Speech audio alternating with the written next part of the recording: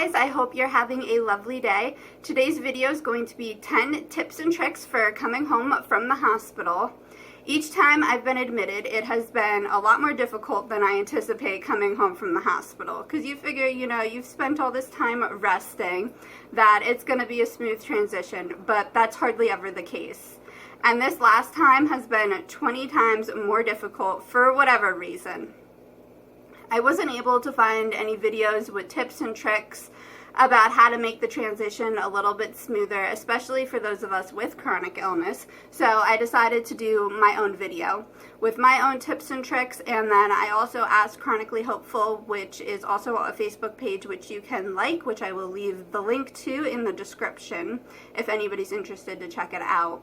So between the community and then these are my tips and tricks, like I said, obviously, by no means am I a medical professional, so obviously check with your care team, your doctors, your nurses, whoever's on your medical team. Every chronic illness warrior is unique. I'm just sharing what works for me and for my body. So let's just jump right into it. Number 1, have realistic expectations. I think most of us don't do this. Don't expect to have a normal routine for a bare minimum of a week. It has already been, I think, close to 3 weeks to a month that I've been out. I still wouldn't say I have a normal routine by any means. So, and then going along with that one is pace yourself. If you need to get stuff done, you have to do it very, very slowly, to be honest. Don't overdo it in the beginning, because overdoing it, you will put yourself back in the hospital or back into a severe flare, back into bed. So resting is extraordinarily important, and I know it stinks, especially after you've spent so much time resting in the hospital. At least for me, I don't really want to come home and rest. I want to come home and do stuff. Use any and all tools you are given. This has been one that's been really important for me, as now I'm using mobility aids a lot more. So it's really important for me, especially at this point, to remember to grab my mobility aids when I get up, because I have the tendency, being 25, to just walk and not grab my cane or my walker. Or sometimes I'm a little stubborn and I'm like, well, I can probably just make it from here to there, and it's not a big deal. That is not a good idea, guys. That is how you fall. If you're told to use mobility aids, use them. And of course, under like tools and stuff, I have take all your medications, your vitamins, your supplements. I know, very, very basic for a spoonie, but you have to think of it too, is when you're inpatient, most times you have nurses coming to your room and saying, oh, here are your meds for this time. You're due for these meds at that time. Here they all are. Now you're back home. You have to set up your meds however you do them and not forget to take them. Because if you're going to forget to take them, you're going to feel terrible. So, going along with that, I guess sort of, not really, but set up all your follow-up appointments, which you might need help with. Or I know, like, the facility I'm affiliated with, I can do them online, which I really love. I mean, there are drawbacks to it because you don't always get the day. Like, if you want, like, a certain date or, like, a certain week, you might not get it.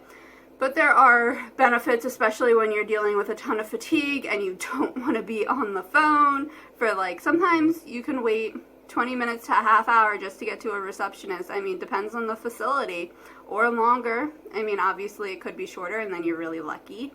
But I know by the time I go through, if I call it a bad time and I'm on the phone for 20 minutes, then I have to talk to the receptionist and give them all my information. Sometimes just scheduling online works better, especially coming out from the hospital.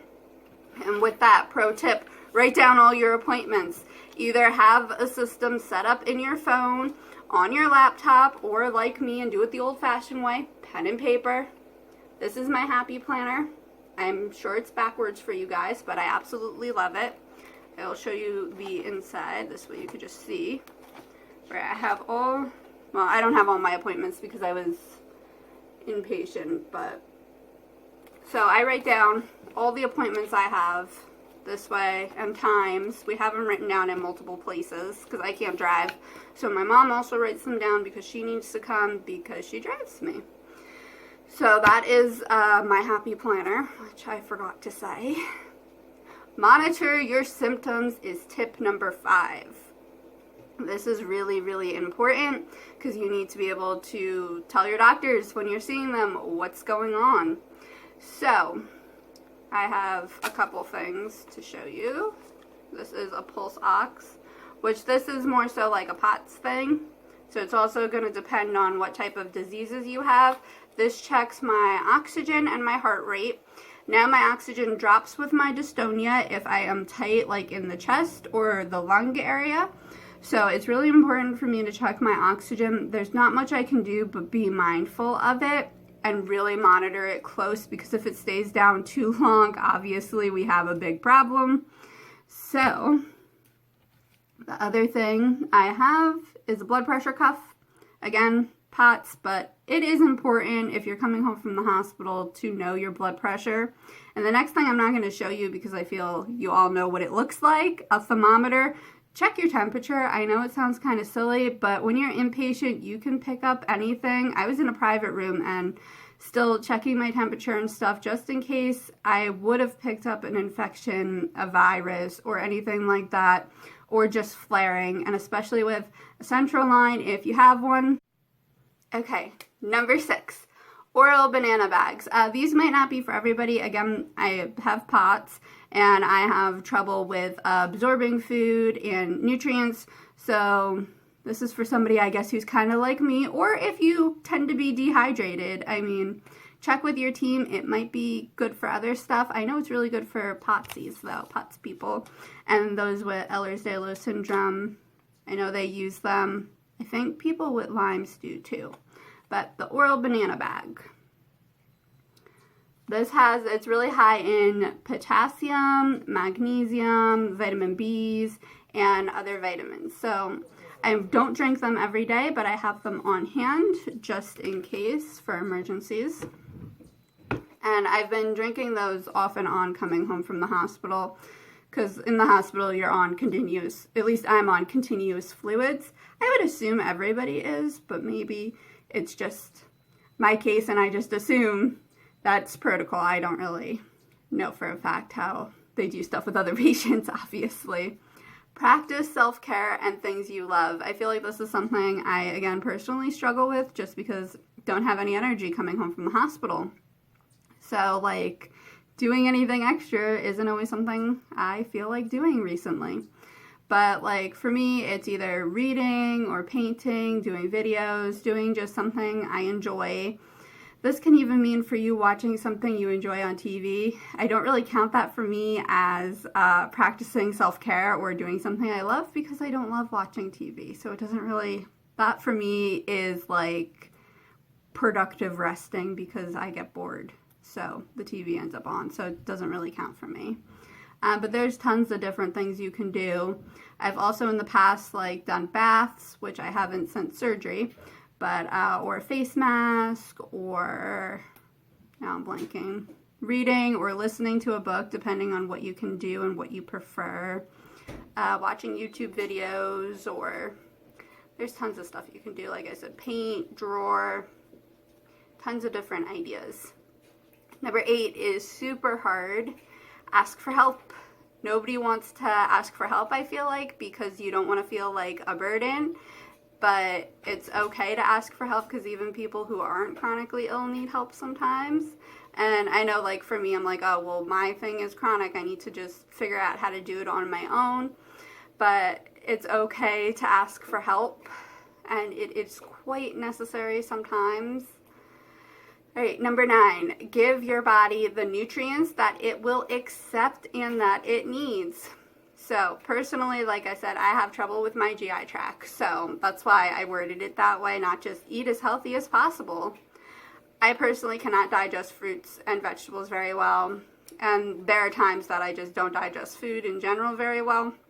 So for me, eating the healthiest I can and the safest I can is extremely important, and I'm going to just recommend that everybody does that. Eat the healthiest and the foods that your body accepts the best, because not everybody is the same. So in addition to those foods, which are just a couple for me, I have also been drinking Ensure off and on, because I am not getting all the nutrients I need by putting food into my system, and with the vitamins and supplements and banana bags, I'm still deficient in a few vitamins, so I've been doing Ensure off and on, and it does help with the weakness and fatigue for me personally right now.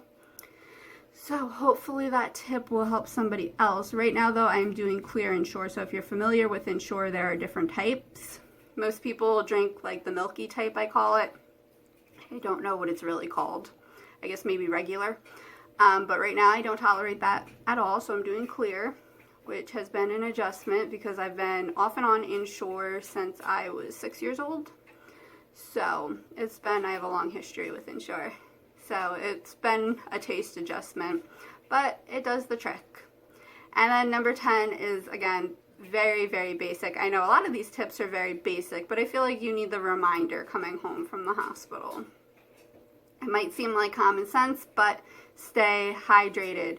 If most people are hooked up to continuous fluids, you have to remember, like, even you have the option, I guess, to have fluids in the hospital if you need them.